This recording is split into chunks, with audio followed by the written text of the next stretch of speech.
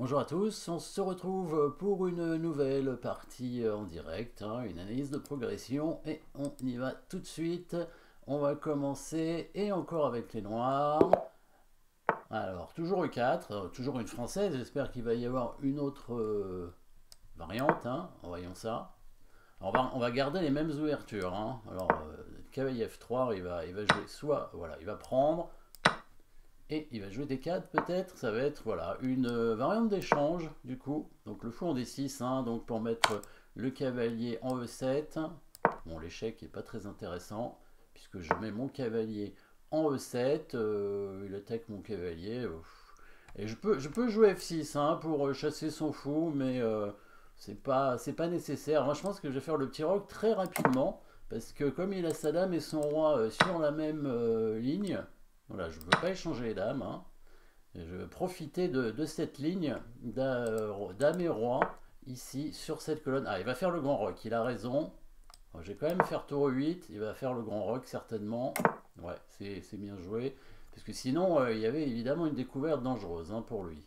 Bon, alors là, maintenant on va développer les pièces. Le cavalier, bien sûr, ensuite le fou. Il va venir en F5 peut-être, ou en G4, on verra. J'aimerais le mettre en F5. Alors il faut défendre, développer les pièces, bien sûr, vite pour lier les tours et protéger ma tour. Alors, il joue G3, pas très intéressant. Voilà, je vais mettre mon fou F5 comme prévu pour faire une petite pression ici sur le pion, étant donné que c'est un pion fragile, puisqu'il est juste devant le roi, il est protégé que par le roi. Alors il y a toujours la découverte du fou de case noire qui pourrait arriver. Bon, on va tout de suite attaquer ce pion. Déjà, c'est pas évident pour lui de le protéger, je trouve. Après, on montera peut-être la dame pour venir aider par ici. Peut-être simplement sur la case C6, mais alors pas en A6, effectivement. Alors du coup, je vais peut-être la monter en D7, comme ça, elle pourrait monter en A4, ce serait bien. Ah, il défend pas le pion, tiens, c'est intéressant. Je pensais qu'il allait défendre le pion quand même. Bon, on va prendre, tant pis, je sais pas ce qu'il a prévu. Voilà. D'accord, il est protégé par le fou, et le fou peut pas vraiment être attaqué, puisque ici il y a le fou de case noire, et puis à tout moment il peut y avoir une découverte, comme je disais. Maintenant, il peut y avoir la menace fou prend pion, bien sûr, s'il laisse sa dame où elle est. Et puis, moi je suis d'accord à la limite pour sacrifier le cavalier pour 3 pions. D'ailleurs, en fait, c'est pas un vrai sacrifice. Quand on prend le pion ici avec le cavalier et qu'il reprend avec le pion et ensuite le fou, vous avez noté que c'était mat.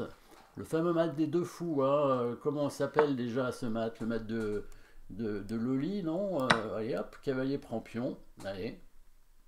Et s'il prend, on reprend avec le fou. Alors c'est pas mat parce qu'il y a la dame qui couvre, mais bon, il perd sa dame quand même. Donc vous avez vu les combinaisons, à quoi ça sert.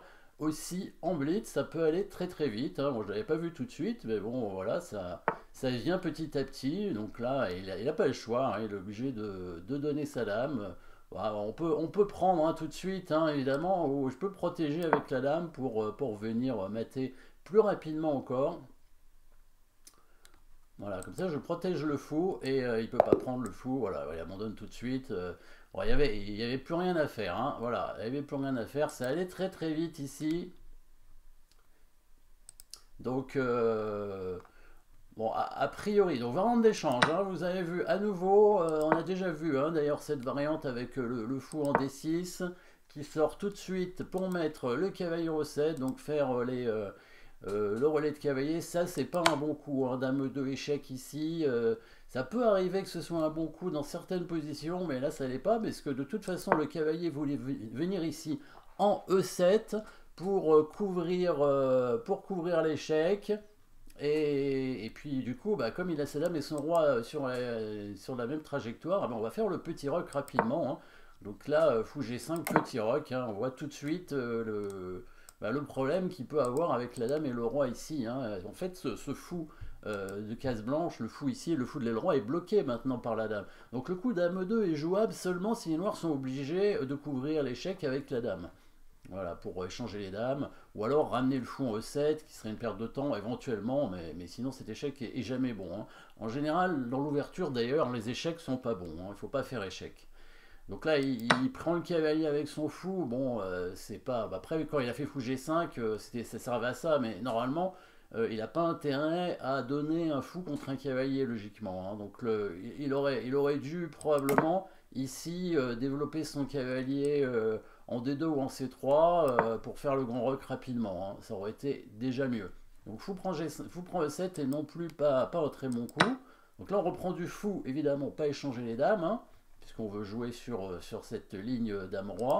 Donc là, il a raison de faire le grand roc rapidement. Donc là, j'ai estimé qu'il n'y avait pas de découverte intéressante avec le fou ici pour l'instant, hein. Je pense que le fou, le case noir ne peut rien attaquer. Donc on développe les pièces, hein, tranquillement.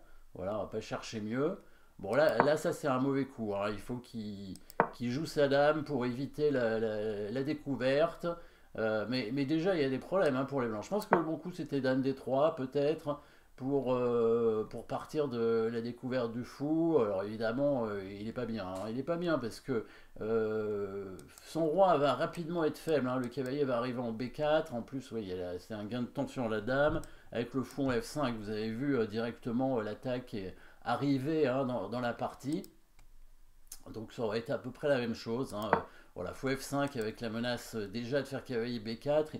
En fait, ici, il ne peut pas vraiment faire A3 parce qu'il y a toujours la découverte, hein, avec le fou. Donc, bon, déjà, G3, c'était une position perdante, certainement. Peut-être qu'il fallait mettre le cavalier en E5 pour essayer de bloquer la colonne, mais non, non, il y a le pion D4 attaqué. Ouais, donc, il peut rien faire, je pense, déjà ici. Voilà, fou G2, cavalier B4, attaque ce pion. Là, ouais, c'est vrai que c'est compliqué de défendre, hein. Moi, je m'attendais peut-être au coup de cavalier en E1 pour défendre le pion, mais après, il y a le pion A2 attaqué aussi sur échec. Ouais. Donc, c'est vrai qu'il y avait deux pions attaqués. Ouais. Donc là, c'était une fourchette. C'était une fourchette toute bête, finalement. Le cavalier attaqué deux pions. Donc, c'est pour ça qu'il fait ça. Évidemment, ouais, ben là, on prend. Et en plus, on remarque la menace, hein. Mais c'était sûr, hein, avec la découverte du fou qui était menaçante sur la dame. Il y avait forcément au moins cette menace, mais il y avait aussi la menace de mat, hein. Donc là, il ne fallait pas qu'il reprenne le cavalier. C'était un piège, mais en même temps, c'était la prise d'un pion, hein, devant son roi. Donc là, la position était perdante. Il fallait qu'il bouge sa dame, hein, peut-être mettre la dame ici. Et s'il met sa dame ici, il y avait encore une enfilade avec le fou. Bon, voilà, c'était... Voilà, position perdante. En tout cas, vous avez vu rapidement, hein, comment faire pour contrer cette ouverture. Merci d'avoir suivi cette partie. Et ben, n'oubliez pas de vous abonner et à très bientôt.